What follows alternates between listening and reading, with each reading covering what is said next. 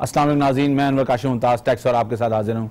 एक अंदाजे के मुताबिक 90 लाख लोग ऐसे हैं जिनको इमीडिएटली FBI टैक्स निज़ाम में ला सकती है, लेकिन FBI ने उनसे मुंह मोड़ा हुआ है और FBI टैक्स फाइलर जो 10 लाख हैं उन पे ही अपनी तवज्जो दी हुई है।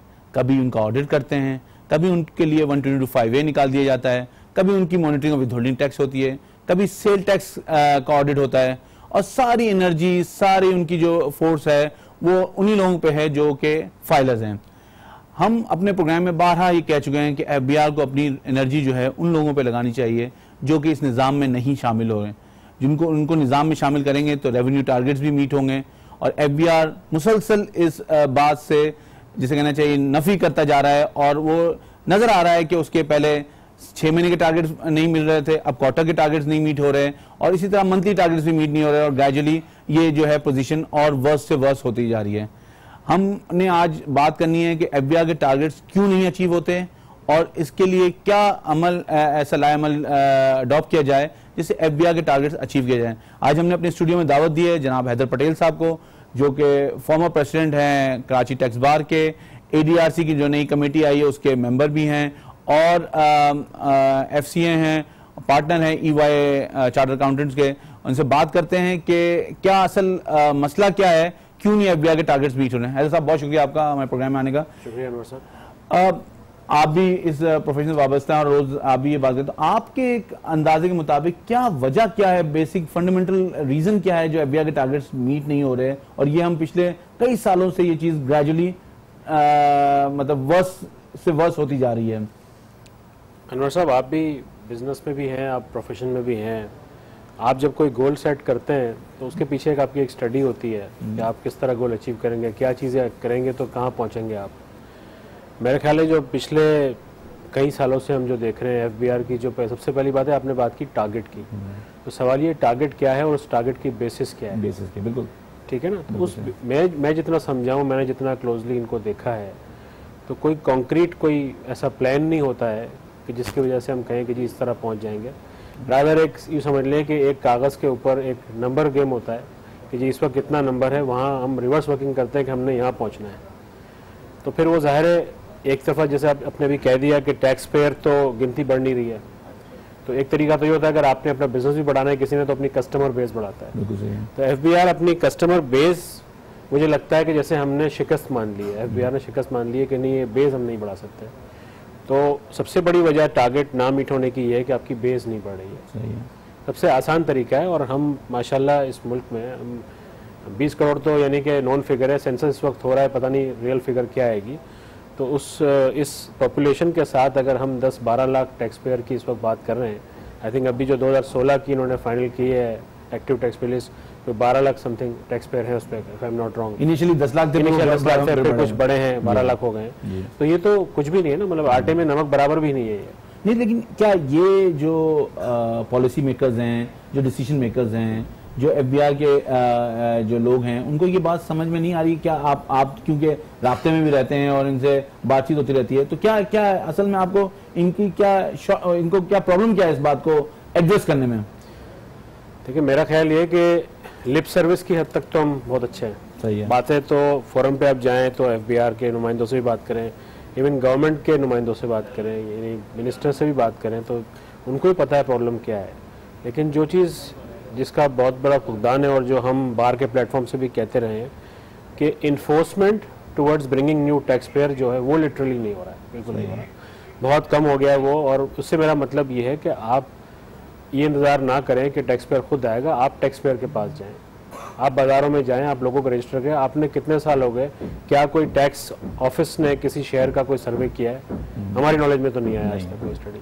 तो ये मेरे ख्याल में आपको टैक्स पेयर के पास जाना पड़ेगा, उन लोगों के पास जाना पड़ेगा जो इस वक्त रजिस्टर्ड नहीं है। टेक्नोलॉजी में अब तो जियो मैपिंग हो सकती है, अब तो मतलब दुनिया बिल्कुल ही छोटी हो गई है, आप कमरे में बैठ के हर चीज कर सकते हैं। आप गूगल अर्थ पे चले जाएं, वहां से आपको सारे पता चल जाएंगे कितनी शॉप्स है, कोई जरूरत नहीं, बल्कि आपके पास इस वक्त एंटीएन होल्डर फाइलर से कई ज्यादा है। जी हाँ, जो कि नेशनल टैक्स नेट पे रजिस्टर्ड है, जो कि फाइल नहीं कर रहा है। ये देखें, ये दो बातें बड़ी मुख्तलिफ है, हम अक्सर मिक्स कर जाते हैं कि ये एंटीएन होल्डर कितने हैं और फाइलर कितने हैं। इनमें भी मेरे ख्याल में कम से कम 3 गुना का फर्क है।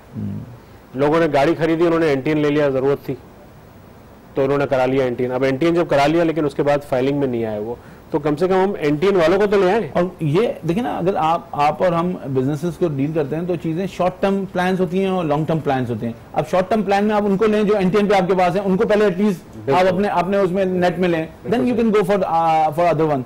लेकिन बात ये हो रही है कि जो सूरत हाल यहाँ नजर आ रही है उसमें यह है कि अब आपने ये कहा एनटीएन ले लेते हैं, वो तो एक जमाने में शुरू हुआ था कि हर एक के लिए एनटीएन चाहिए था।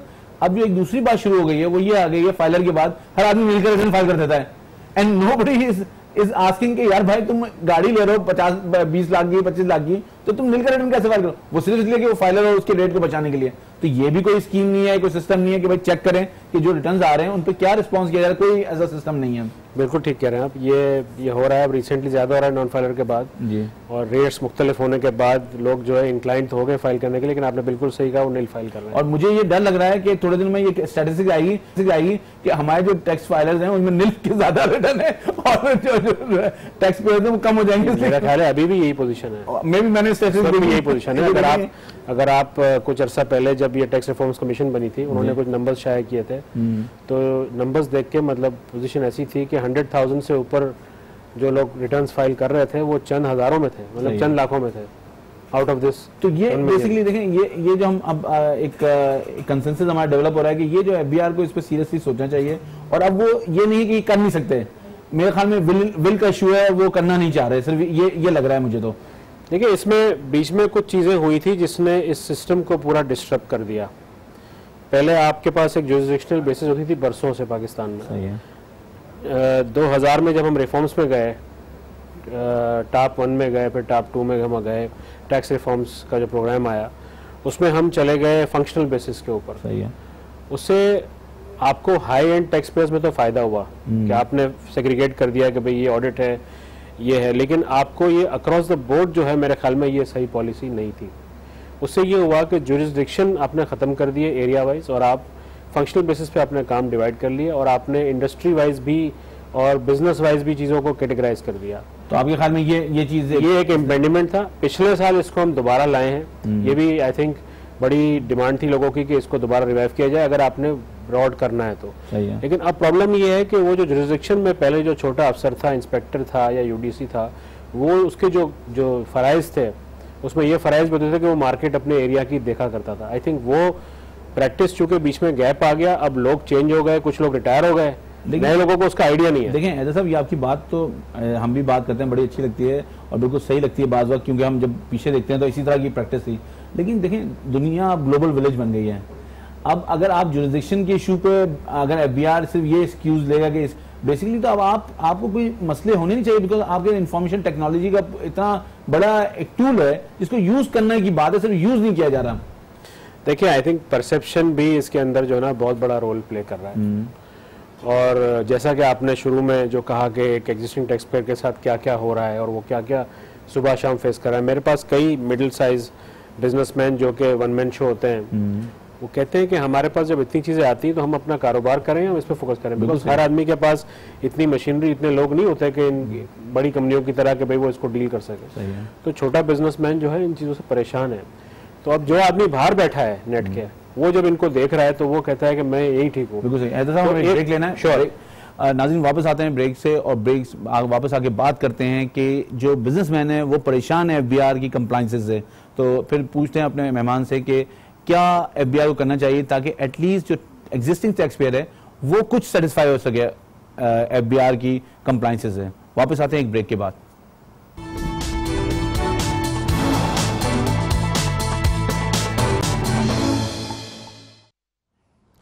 ब्रेक पे जाने से पहले हम बात कर रहे थे कि जो बिजनेस इंटरप्राइजेस हैं उनकी कंप्लाइंसेस बढ़ती जा रही हैं और वो ये महसूस करने लगे हैं कि वो बिजनेस करें या एफबीआर को जवाब दें, एफबीआर के नोटिस को कंप्लाई करें। हमारे मेहमान हमसे बात कर रहे थे, तो ऐसा साहब आप क्या कह रहे थे उस वक्त जब हम ब्रेक पे गए? देखिए बात सारी ये है कि आप जो बात कर रहे थे हमने की रीज़न निकाली कि टारगेट क्यों अचीव नहीं हो रहा। हमने कहा कि आपकी जो क्लाइंटेल है वो बढ़ नहीं रहा है एफबीआर का, टैक्स पेयर क्यों नहीं बढ़ा, उसको एनालाइज करने की ज़रूरत है। तो किसी भी काम में किसी को माइल करने के लिए आपको एक कंड्यूसिव इन्वायरमेंट देना होता है। इस वक्त जो हालात है वो ये है कि कंप्लायंसेस बहुत मल्टीपल हो गई हैं और सिर्फ फेडरल नहीं है बल्कि आपको सूबे की कंप्लायंस भी देखनी है। आपके पास प्रोविंशियल अथॉरिटीज़ आ गई हैं, सर्विसेज के ऊपर सेल्स टैक्स बड़ा वसी अंदाज में लगा है और ये फैलता जा रहा है नेट। तो अगर एक आदमी कारोबार में है तो उसको ना सिर्फ विदहोल्डिंग करनी है इनकम टैक्स की, बल्कि उसको फेडरल सेल्स टैक्स की भी विदहोल्डिंग करनी है, और ना सिर्फ और बल्कि प्रोविंशियल सेल्स टैक्स की ज़्यादा विदहोल्डिंग करनी है। वहाँ 20% तक आपको टैक्स विदहोल्ड करना है।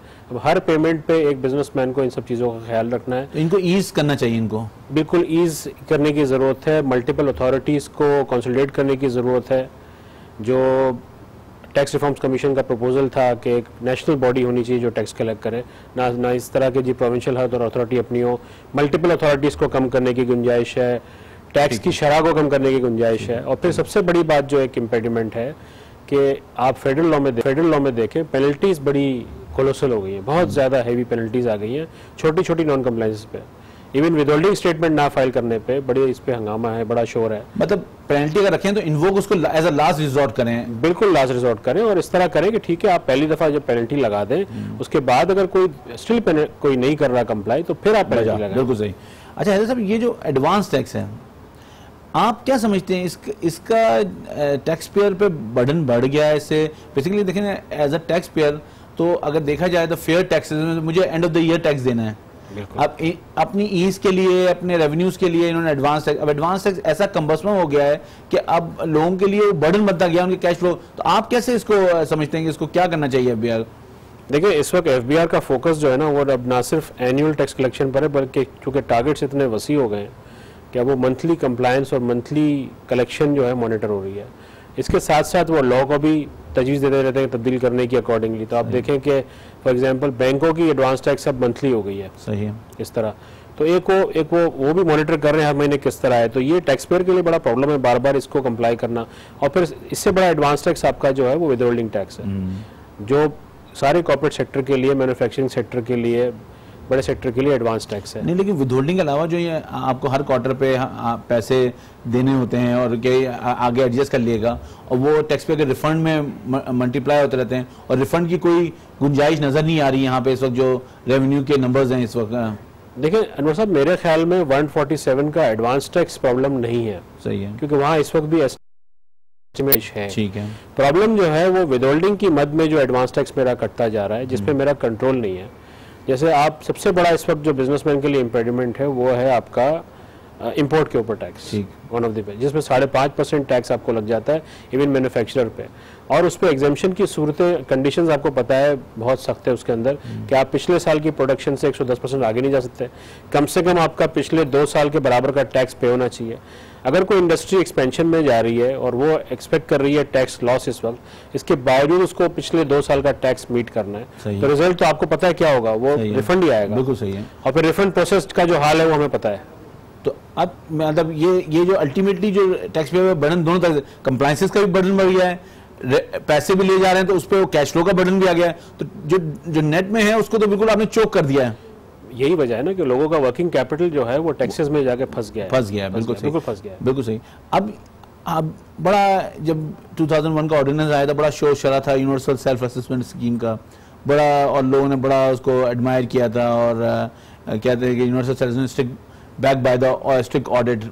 लेकिन आहिस्ता आहिस्ता ग्रेजुअली जो है ये बिल्कुल 79 का शायद मेरे ख्याल में एक रेप्लिका बन गया और उसी तरह हर साल ऑडिट हो।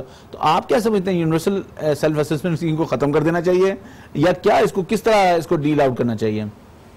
देखिए सेल्फ असेसमेंट स्कीम उसी वक्त चलती है जब आपका strong, it has to be backed by strong and methodical audit. सही।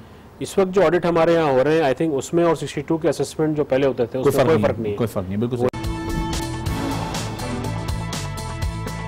तो जो थीम और जो थिंकिंग 2001 ऑर्डिनेंस के पीछे थी वो थी एक मेथोडिकल ऑडिट की, कि आप एनालिटिकल ऑडिट करेंगे पहले और फिर उसकी बेसिस पे आप कोई पैरामीटर बनाएंगे और पैरामीटर की बेसिस पे आप केसेस को सिलेक्ट करेंगे।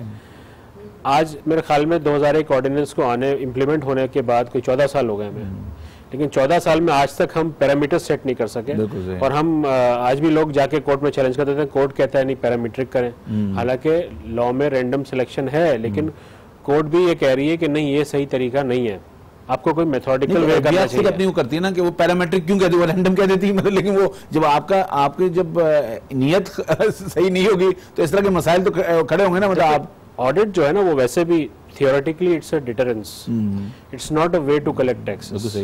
तो हम जो 182.5A की भरमार देख रहे हैं इस वक्त, और फिर मखसूस यूनिट्स के अंदर, जैसे LTU में मेरे ख्याल में इस वक्त 80-90% केसेस में या तो ऑडिट हो जाता है या अमेंडमेंट हो जाती है। They are all going under audit every year. मेरे हिसाब से ऑडिट का एक पर्पस तो है कि आप ऑडिट उनके रिकॉर्ड देखें, लेकिन जो दूसरा पर्पस है जिसको ये बिल्कुल समझ नहीं पाएंगे, टैक्स पेयर से टैक्स पेयर जनरेट करना, कि जो सप्लाई चेन है, जो लोग हैं जो उसमें नहीं है टैक्स पेयर के बेस में, उनको लेके आना अगर आप ऑडिट कर रहे हैं। लेकिन वो उस टाइप का कोई काम मतलब नजर आता नजर नहीं आ रहा कोई भी। देखिए, इस पे मेरे ख्याल में कुछ सालों पहले मुझे याद है कि LTU में एक एक्सरसाइज हुई थी और उन्होंने कुछ नहीं किया था, उन्होंने सिर्फ LTU के टैक्स पेयर्स की विदहोल्डिंग स्टेटमेंट्स उठाई और उससे उन्होंने डेटा कलेक्ट किया था। और if I am not wrong, कोई 2-2.25 लाख टैक्स पेयर उन्होंने आइडेंटिफाई किया था जो जिनके ID कार्ड नंबर्स थे, टैक्स में रजिस्टर्ड नहीं थे, but they were suppliers and they were doing business. तो वो 2-2.5 लाख का क्या हुआ, एक एग्जांपल दे रहा हूँ मैं आपको। तो ऐसे तो कई लाखों आदमी होंगे जो मुख्तलिफ LTUs में अगर आप जाएंगे या RTOs का डेटा कलेक्ट करेंगे। देखिए, ये ज़माना है डेटा एनालिटिक्स का, आपको पता है, कंपैरेटिव बनाया, बिल्कुल डेटा एनालिटिक्स का ज़माना है। अपना डेटा जो FBR के पास है, अगर उसी को हम प्रॉपरली एनालाइज कर लें और वहीं से आइडेंटिफाई कर लें, तो आप खुद ब खुद टैक्स पेयर को आइडेंटिफाई कर सकते हैं। लेकिन हम बहुत सारी चीजें हम एक जमाने उन्होंने 30 लाख लोगों को नोटिस इशू कर दिए, तो उसका क्या हुआ? अभी थोड़ी में खबर आई थी 20 लाख नॉन फाइलर को नोटिस इशू किए जा रहे हैं, तो उसका क्या हुआ? अभी दुबई में उन्होंने कहा कि जी दुबई से रिपोर्ट ली जा रही है कि प्रॉपर्टीज के, तो क्या हुआ कि तो यही चीज है कि कोई चीज नजर नहीं आती। सर्वे हुआ 2000 में और सर्वे में कहा गया कि बस अब उसके बाद जो है पाकिस्तान का पूरा टैक्स निजाम जो है वो सही हो जाएगा, और कुछ भी नहीं हुआ। तो ये तो मेरे ख्याल है थोड़ा सा देखे इसमें FBR की कैपेसिटी का भी इशू है। I am not saying capacity का मतलब ये नहीं कि वहाँ लोग कम है, लोग तो हैं लेकिन ट्रेंड लोगों की कमी है। ऑफिसर्स जो ट्रेंड ऑफिसर्स होते हैं जिनको पिछले माइंडसेट के ऑफिसर हैं, देखिए 2 चीज़ें हैं, आपने उनको करंट असेसमेंट की एक जिम्मेदारी दी हुई है और आप उनको हर महीने उसमें मॉनिटर कर रहे हैं, तो आप उनसे एक्सपेक्ट नहीं कर सकते कि वो इतना टाइम भी निकालेंगे कि वो इन चीज़ों में भी जाएं। इसके लिए आपको एक प्रॉपर एक टीम बनानी पड़ेगी जिसकी सिर्फ जॉब ये हो। सही है। अगर आपको याद हो 3 साल बार ने ये प्रपोज किया था कि आपके ऑफिसर्स के टारगेट्स और जो आपके गोल्स होते हैं जिसकी बेसिस पे आप उनकी असेसमेंट करते हैं, उसमें आप टैक्स पेयर बढ़ाना भी डाल दें। सही है। इसके अंदर कि आपको मिनिमम इतने टैक्स पेयर ऐड, वो भी अगर कर लेते तो आज मेरे ख्याल में सिचुएशन थोड़ी सी बेहतर होती है। ऐसा सब हमें एक ब्रेक लेना है, वापस आते हैं ब्रेक। नाज़रीन, वापस आते हैं ब्रेक के बाद और बात करते हैं कुछ और अहम नुकात पे। ब्रेक से वापस आते हैं।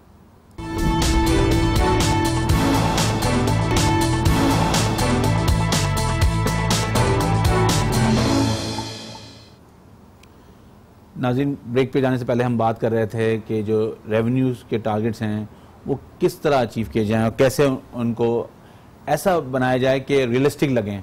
हम अपने मेहमान से बात करते हैं कि जो विदहोल्डिंग के कलेक्शन है और उसके अलावा जो कलेक्शन है उसमें क्या मतलब कौन सा कलेक्शन ज़्यादा है और क्या FBR की टीम या FBR का जो ह्यूमन रिसोर्स है वो कितना रोल प्ले कर रहा है टैक्स कलेक्शन में। सब अगर हम देखते हैं कि एक विदहोल्डिंग का जितना बड़ा चंक बढ़ता जा रहा है, 236W तक Z तक चीज़ें चली गई हैं, तो उसके बाद तो नज़र ये आता है, आम आदमी को ये नज़र आता है कि सारा जो पैसा है वो विदहोल्डिंग के जरिए आ जाता है और जो इतना बड़ा निज़ाम पूरा रखा हुआ है FBR का, उसकी कलेक्शन जो है वो बिल्कुल ही 10% भी नहीं होती। तो आप क्या समझते हैं कि क्या ये बात सही है और इसको कैसे आप अदरवाइज कैसे होना चाहिए?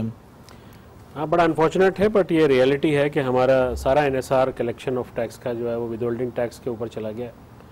और अभी जैसे क्वार्टर गया मार्च का, तो मैं अपने दफ्तर में बैठ के सब क्लाइंट्स की पोजीशन देख रहा था एडवांस टैक्स की, तो मेजॉरिटी में यही हो रहा है कि विदहोल्डिंग टैक्स ज़्यादा हो गया है तो एडवांस टैक्स पूरा हो गया और पे नहीं करना क्वार्टर पे कोई। तो ये बड़ा अनफॉर्चुनेट है। और कुछ लोगों की तो अलार्मिंग पोजीशन है कि भाई बहुत ज़्यादा पे हो गया है, तो रिफंड कैसे आएगा वो परेशानी अलग है।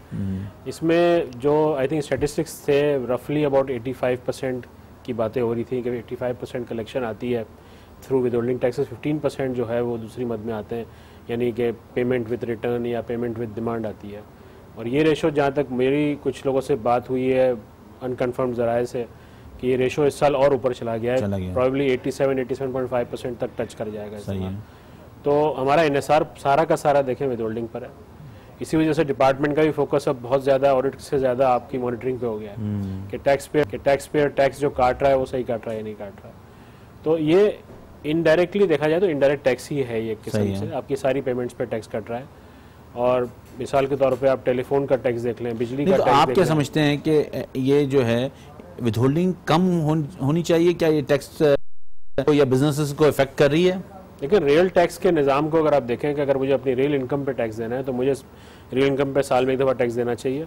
ठीक है, आप उसको 4 क्वार्टर में ले लें मुझसे, मेरे एस्टिमेट के मुताबिक मैक्सिमम। लेकिन विदहोल्डिंग टैक्स मेरी उससे ज़्यादा नहीं होनी सही चाहिए। है। अब चूंकि इतनी ज़्यादा चीज़ें हो गई हैं जिसके ऊपर विदहोल्डिंग हो रही है, जैसे आपने कहा कि 40-50 सबसेक्शन हो गए, तो कहीं ना कहीं हर जगह एक आम आदमी भी टैक्स दे रहा होता है, मोबाइल फ़ोन पे, टेलीफोन पे, बिजली पे, 50 चीज़ों पर वो दे रहा होता है। तो जिसको टैक्स नहीं देना, अब जैसे सैलरीड एम्प्लॉई है उसको टैक्स एट सोर्स कट जाता है, तो वो तो अच्छी बात है, लेकिन फिर एंड ऑफ द डे पे उसको क्रेडिट्स कुछ मिलते हैं, कुछ नहीं मिलते हैं, तो वो भी छोटा आदमी भी रिफंड में आता है। वो 50,000 60,000 वो बिल्कुल ही खत्म ही हो जाता है। और जो आदमी को टैक्स देना ही नहीं है, जो 4 लाख से कम, जो हमारी बेसिक एक थ्रेशोल्ड है कि 4 लाख से ज्यादा आमदनी वाला आदमी टैक्स नेट में आता है, सही है। कम वाला भी आदमी टैक्स दे रहा है, सही है। जो कि बड़ा अनफॉर्चुनेट है। अब यहाँ पे तो जो पेंशनर्स हैं उनकी पेंशन एग्जाम्प्ट है, लेकिन बहबूद पे उनको टैक्स देना पड़ता है। बिल्कुल तो ये भी मतलब एक तरह की कोई वो नहीं है कि भाई जब वो पेंशनर्स हैं और वही लोग इन्वेस्ट कर सकते हैं, तो उसको मेरे ख्याल में एग्जाम कर देना चाहिए। आपका क्या ख्याल है इस बारे में? एग्जेम्प्ट उसको नहीं रखा है अभी तक उन्होंने। और एक बेसिक थ्रेशोल्ड शायद 1.5 लाख की दी हुई है कि वहाँ तक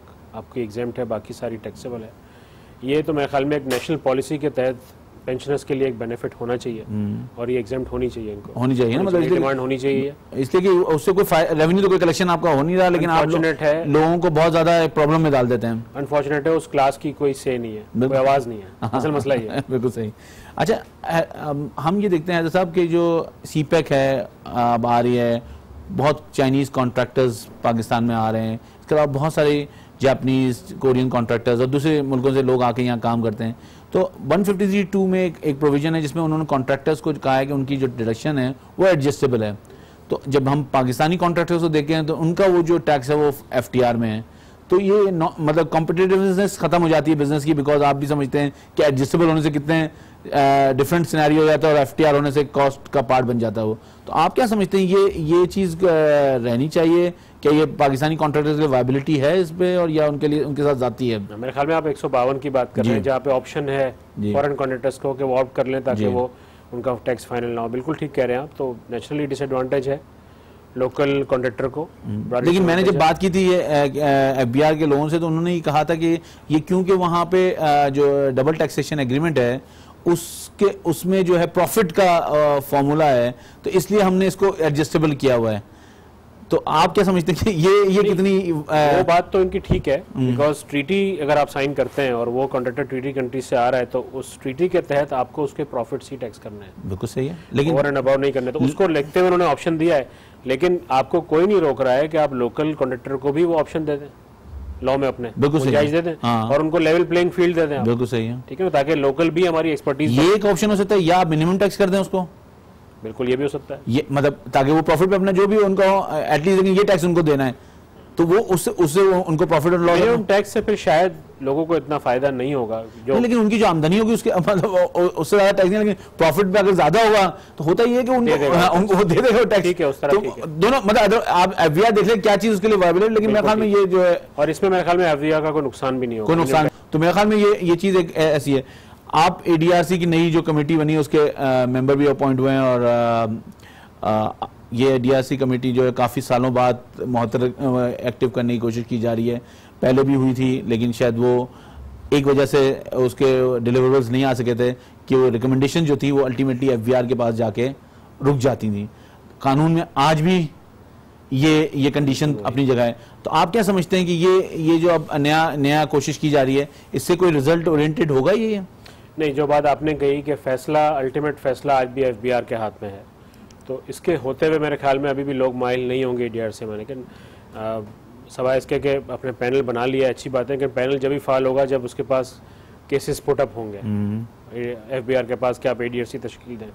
तो जब तक ये शर्त रहेगी मेरे ख्याल में ADRC इतना फाल नहीं रहेगा। हालांकि ये जो हमारे चेयरमैन साहब हैं इस वक्त, डॉक्टर इरशाद, इनका आज से नहीं, जब वो चीफ कमिश्नर भी थे उनका ये विजन था, और मुझसे भी पर्सनली भी उन्होंने काफ़ी दफ़ा डिस्कस किया है कि ही वांट्स कि डिस्प्यूट्स जो हैं वो सामने बैठ के रिजॉल्व हों। और मेरे ख्याल में ये भी उनकी पर्सनल एफर्ट से ये सारा कुछ हुआ है और इन्होंने ये बनाया है पैनल पूरा। लेकिन मेरे ख्याल में अब एक स्टेप रह गया है इसका कि लॉ में थोड़ा सा टैक्स रिफॉर्म कमीशन या की अभी रिकमेंडेशन ये था कि एडीआर को एक्टिवेट किया जाए, मेरे ख्याल में तो उन्होंने दोनों ने मिलकर एक शायद उसकी वजह से ये, लेकिन आई थिंक लॉ ठीक कर ले। इसमें मेरे ख्याल में एफबीआर का कोई नुकसान नहीं है। देखें हर पैनल पे एफबीआर की नुमाइंदगी है, ये बाय लॉ है कि एफबीआर का कमिश्नर भी उस पैनल पे होगा या कोई भी ऑफिसर नॉमिनेटेड बाय एफबीआर। तो मेरे ख्याल में एफबीआर के इंटरेस्ट को उस कमेटी के सामने वो अफसर टेक केयर करेगा। तो एफबीआर को ये फीलिंग नहीं होनी चाहिए कि एडीआरसी के फैसले से खुदा न खास्ता उनको कोई नुकसान हो जाएगा। अच्छा, मैंने जो ऑब्जर्व किया है, मेरा maybe I am wrong, लेकिन मेरा ऑब्जर्वेशन ये है कि डिमांड एक दफ़ा जब क्रिएट हो जाती उसको ख़त्म करना एफबीआर के ऑफिसर के लिए, एफबीआर के लिए बड़ा मुश्किल हो जाता है, इसलिए पब्लिक अकाउंट्स कमेटी के इश्यूज होते हैं। मेरे ख्याल में ये वजह। तो क्या आप ये नहीं समझते कि अगर हम ये प्रोविजन डाल दें कि अगर कोई टैक्स पेयर चाहे तो असेसमेंट से पहले इन्वोक कर ले इस एडीआरसी को? असेसमेंट से पहले तो देखिए डिस्प्यूट तो पहले अराइज होना चाहिए ना, मेरे ख्याल में कंसेप्ट ही है। नहीं, लेकिन शोकॉज आया, कोई इशू पे डिबेट चल, देखें होते हैं इश्यूज ऐसे जिन पे आप ओपिनियन लेते हैं लोगों से, तो अगर वो कमेटी का तो उससे ये डिमांड अगर होनी है तो फिर उसको पता चल जाएगा यार ये डिमांड मुझे पे करनी है। इसमें देखें, इसमें कुछ अरसे पहले, कुछ सालों पहले आपको याद होगा एक पैनल का एक कॉन्सेप्ट आया था कि पैनल जो है ऑडिट करेगा। तो अगर ये आइडिया आपका अच्छा है, अगर उस पैनल को हम दोबारा तश्कील कर दें डिफरेंट वे में। अभी तो पैनल ये था कि एक अफसर था, एक डिप्टी कमिश्नर था, एक एडिशनल कमिश्नर था, इस तरह पैनल होता था। लेकिन मैं कह रहा हूं अगर एक इंडिपेंडेंट प्रोफेशनल या बिजनेसमैन भी उस पैनल में अगर लेके ये ट्राई की जाए, ठीक है। और मैं कहता हूं ठीक है आप हर लेवल पर ना करें, एक पायलट बेसिस पे कहीं किसी एक रीजन में चेक करें, कुछ करें, ट्राई करें इसको। ओके, ठीक है। This is a good idea. ठीक है, ठीक है, इसको देख सकते हैं। मतलब मेरा ख्याल है ऐसा साहब, हमें अपना प्रोग्राम क्लोज करना है। बहुत शुक्रिया आपका, आपने हमारे लिए वक्त निकाला। इंशाल्लाह फिर आपको किसी प्रोग्राम में जहमत देंगे। नाज़रीन, टैक्स पेयर को ये बात नज़र आनी चाहिए कि उसका पैसा गवर्नमेंट जो है वो इस्तेमाल में ला रही है। गवर्नमेंट को ब्रिज बनाते हुए बताना चाहिए टैक्स से पैसा है। रेलवे का निज़ाम बेहतर करना चाहिए, तालीम का निज़ाम बेहतर करना चाहिए, और उसके साथ साथ उनको ये जो स्टैटिस्टिक्स हैं ये अपनी वेबसाइट पे लाना चाहिए कि ये टैक्स कलेक्ट किया और इस टैक्स के पैसे से ये काम किया। इससे टैक्स पेयर की ओनरशिप बढ़ेगी और टैक्स पेयर आगे बढ़ के टैक्स देगा। इस बात के साथ मुझे इजाज़त दीजिए। अल्लाह हाफ़िज़।